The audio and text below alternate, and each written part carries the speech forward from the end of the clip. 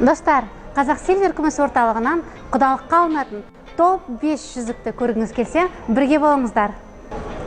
5-ші орында орналасқан, салмағы өте ауыр, өзі өте үлкен, зерленген шаңырақты жүзік. Бұл жүзікті сіз өзіңіздің туған құдағайыңызға да алып берсеңіз де лайықты.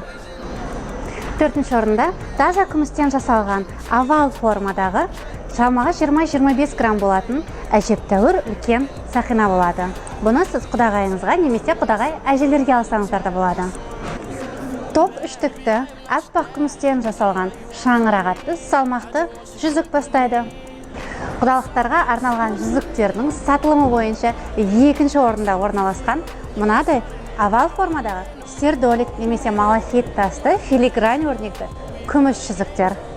Қазақ Сильверде сатылым бойынша 1-ші орында орналасқан батыс өңіріндегі популярны өрнек пен қошқар мүйізді сердолик немесе малахит тасты орташа мөлшердегі топ сақина 1-ші орында. Ал сізге қай сақина ұнады? Астына жазып кетіңіз.